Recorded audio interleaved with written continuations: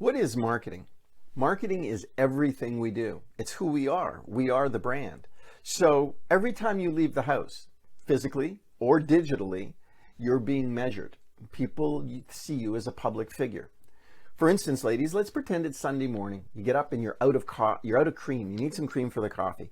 So instead of putting your makeup on and getting all gussied up, you throw your hair up, put a baseball cap on, don't put any makeup on, some sweatpants, and you're going to make a run to the grocery store. You're going to be in and out in just a minute. But you know what happens? It's Murphy's Law. You go in the grocery store and the builder developer that you've been trying to get in touch with, the guy who's got 20 houses that he wants to list with somebody, and you've been calling on him, isn't be returning your calls. Lo and behold, what do you run into? The builder developer that you've been trying to get in touch with. Now, you're in a real unusual spot. Do you hide from him like 9 out of 10 people, or do you engage him and put your reputation at risk because you don't have your best Sunday dress on? See, the point I'm trying to say is you are the brand, and every time you leave the house, your reputation goes with you. So what you wear, what you drive, how you conduct yourself in the community, you are a public figure, and people judge us based on the gossip they've heard, the quality of your work, what people have to say in terms of testimonials or endorsements. Do you do great work? Your brand should be so recognized. People in the grocery store who don't even know you should be saying, there's our local real estate agent. That's what marketing does for you. It takes that brand and it puts it front and center in front of everybody in the community. So when they see you, they think real estate. Now, friendly people attract more business. In fact, they probably attract a lot more business than unfriendly people. You know, nobody wants to list their house with Cranky Carl. Nobody wants to look at houses with Debbie the Downer. Everybody's got problems. You do and I do. But here's my suggestion. I was taught this a long time ago. Put your problems in a shoebox and leave them at home. The reality is nobody wants to hear about your issues. So leave those at home. And when you leave, put a big smile on your face. You're going to meet people throughout the day who can't afford to give you their smile. You give them yours. It didn't cost anything. But a smile lights up a room, changes the whole tempo of the conversation. Think of it this way. Buying a house is scary. They need to be around somebody who can add some energy to this whole experience. Make the environment feel calm and comfortable, and somebody who seems happy. They want to be around a salesperson they like and enjoy. You need to be that person. Now, even if you're not in that frame of mind, because we all have issues, I need you to fake it. I need you to put a smile on, because what's the interesting thing about this is when you put a smile on, the mind cannot distinguish between vividly imagined facts and real facts. Pretend to be the person you want to be, and you become the person you pretend to be. That's how it works. It's really hard to be unhappy with a big smile. So I need you to smile. It's part of being a great salesperson. So when you meet somebody, reach out, give them a handshake, and put that big smile on so that they will remember you because you are the brand. What about you says I'm a realtor? So, you know, I'm always surprised when I'm teaching a class or I'm doing a whole speaking engagement and there's 100 or 500 or 1,000 people in the room. And only a minor fraction of them are wearing their name badge. It's like the rest of them are secret agents. They don't want anybody to know they're in real estate. And that doesn't make any sense because as far as I can tell, you want everybody to know you're in real estate. You should be at the coffee shop picking up a coffee on the way to the office, and somebody should look at you and see that you're in real estate because you got your name badge on.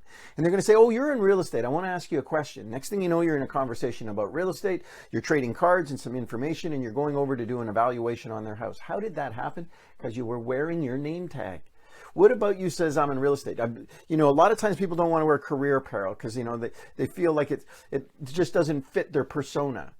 I'm going to say to you that career apparel, name badge, think of it this way. If you made one sale a year because somebody asked you about real estate because they saw your name, saw your car signs, saw you were wearing career apparel that had your company name on it. If they asked you about real estate and you made one sale, what's that sale worth to you? Is it worth $10,000, $15,000? What if I said to you, I'll pay you $10,000 to wear your name badge. I'll pay you $1,000 a month to wear your name badge, $250 a week. I'll pay you $50 a day every time you leave the house to wear that name badge, because I know if you do, you're going to sell a house because of it. I want you to think of it in that regards. Also, too, if you're going out door knocking, a company baseball cap, a windbreaker, something that says I'm in real estate, you know, list with me on the back of my windbreaker, that sort of stuff. And if you work your farm and you have material going out that's consistent and you are happy and very engaging when you're out, people are going to know you're our local real estate expert that lives in the neighborhood. And that's all part of the brand that we're going to be talking about today in this session in terms of creating. Now, the next thing I'm going to suggest is that you need to specialize. And we're going to talk again in this session of lots of different specialties. But if you don't specialize, in fact, if you sell everywhere, no one's going to know you from anywhere. And I don't know if that makes any sense to you, but often I find people are working in an environment of scarcity. They're ambitious and they don't have any business, so they'll take any business they can get, even if that business takes them very far afield. I'll give you an example. I managed an office on the north side of Toronto. Some of my agents where I were would sell off houses in the suburbs, and then the baby boomers might empty nest down to a condo downtown, which was a good 45-minute drive to the core of the city. Now, my agents, though it was a 45-minute drive and they had a guaranteed sale, they sold their seller's house, who was now going to be a buyer. They were going to buy a house that was a guaranteed sale. The problem was they didn't know anything about where they were going. Now, I would explain to them they would be better off to refer to a local agent downtown who knew all about the condo market and knew how to, that way their customer was going to get the level of service they deserved. But 9 times out of 10, the agent wouldn't give it up. They'd drive the client down there, and unfortunately, they wouldn't even know where to park their car, or how the streetcar or the subway system worked, or what it was like to live downtown. How can you sell something that you're not an expert in? That to me seems really unfair. I'm going to give you another suggestion. Whatever you do, you should do for the benefit of the people you work for, not for your benefit. Do it for them, not to them. Hear me when I say that again. Do it for them, not to them. Care more about them than your commission check, and you'll have so many clients lined up. The best thing my agents could have done in that case is got a hold of a really great agent downtown and said, look, I want to send you a referral. These are really good people. They're qualified. They're ready to go. Help them make a really good decision, and I'm counting on your local expertise. That to me would have that would have created the quality in terms of that relationship that the client really deserved. So from your perspective, I'm going to suggest that you become a specialist. Now, when I use that term, it can be geographical, it could be price range, it could be a style of a house, it could be an age group, a demographic. There's lots of different things you can specialize in. We're going to talk about all of those. But most importantly, come up with a specialty. Now, you can have more than one specialty. That doesn't mean that's the only thing you do, but you could have more than one. The point is, I need people to recognize you as being somebody that's exceptional in that category, so that they are attracted to the quality of your work and your local expertise. That's when your stock value goes up. Prospects judge us on our marketing materials. So if you think you're going to do some marketing, but you're going to do it on the cheap, then people are going to think that you're a cheap agent. So if you send out some really crappy marketing materials, the only calls you're going to get are from people who don't want to pay the fees based on a quality experience. So already you've created an uphill battle before you've gone into the appointment, because right away the sellers you're doing business with are the ones who are saying, well, you cut your fees because you don't really look like you're worth what you're asking for. So my suggestion is, if you do anything, do it right. I would rather have you reduce the number of units and increase the frequency and the quality, if that makes any sense. Often people say to me, I'm going to start a farm. I say, that's a great idea. I love that. How many houses are you going to do? Oh, I'm going to do 15,000. I'm like, what? You can't do 15,000. You'd never be able to afford the marketing materials and the time and the effort and the energy it would take to make that connection. Marketing is about developing a brand that people recognize.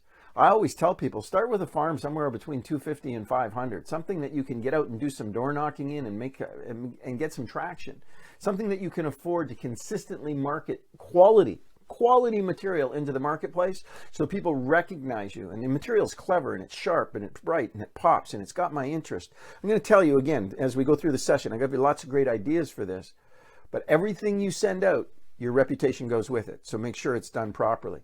You want to earn a reputation of exceptional, great customer service. And this is an area today you can stand head and shoulders above 99% of the agents in the industry. Most people are trying to figure out how they can do their business for less, and in the process charge less, and it becomes a race to the bottom. In fact, today, forget real estate just for a second. Today, if you have an excellent customer service experience, it's the exception, not the rule. And in a case like that, we're pleasantly surprised. Oh my gosh, you wouldn't believe how great it was. Well, shouldn't every experience be like that? I mean, you're paying for it, I'm paying for it, the consumer is paying for it. Shouldn't it be like, oh my God, that was so great? I need you to be so good, the world can't ignore you. You need to be exceptional. You need to think about what problems, issues, or concerns might my buyer or seller have, and before they even ask, I need you to answer a question that they're not even asking. And they're like, wow, this guy is amazing. That's how good you got to be. Are you a pro? Are you really a professional? Then you got to dig in and you got to put everything into this to be exceptional. But if you do, I'm telling you, the word will spread wide and far and fast because people are so used to getting bad service. When they get great service, they can't believe it. And they're going to tell everybody about it. See, that's part of marketing. Remember I said to you, excellence is one of the easiest things to market. So be really good.